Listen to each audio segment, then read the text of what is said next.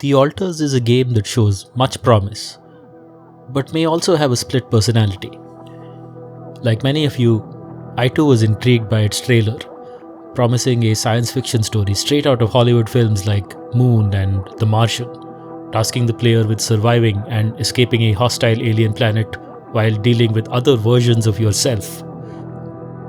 Ridley Scott's film is one of my all-time favorites, and Robinson Crusoe on Mars was something I watched multiple times as a kid. So the premise was right up my alley. And then the demo dropped, so I went and checked it out. Covering the opening hour or so of the game, it drops you right into the survival aspect. You're Jan Dolsky, lone, for now, survivor of an expedition racing against time to get off-world. Only you can't do it all alone. Lucky for you, your weird movable giant wheel base is all set up for cloning. First a sheep as a test, and then you. Only this is not just another you, but a you whose life branched off in another direction at a significant moment. An alter. The finished game promises many multiple alters with a variety of looks, character quirks, and crucially, space guy skills. As far as I could tell from a look at the lifeline's branching paths, narrative and ludic needs necessitate that every one of these alters was destined to eventually be on this trip in some capacity. No artists or rock stars, it would seem, but who knows, maybe in DLC? If it sounds like I'm less than impressed with the alters after the demo, well, you'd be right in some ways. It is a fairly short demo and tries to cram in as much gameplay as it can, from the survival aspects of the base management and resource gathering to dealing with the alters, one of them at least, which takes on an adventure game as conversation and persuasion system. As a result, I feel like the former gets rushed through. I'm not a huge fan of games on a time limit.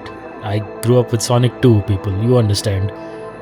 And even in the tutorializing first section of setting up sensors, I had to stop halfway and rush back to base because of some kind of radiation exposure thing.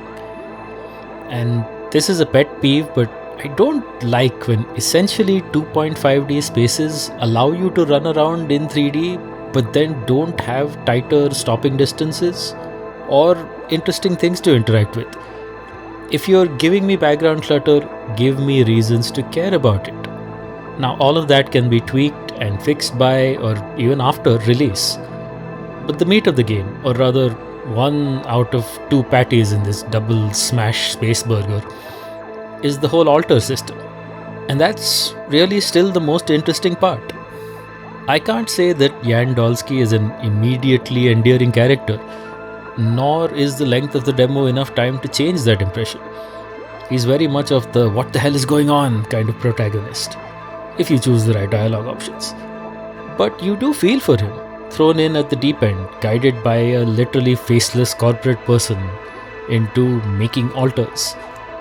The first one you make isn't exactly a ray of sunshine either, but I guess space truckers are all a bit alike.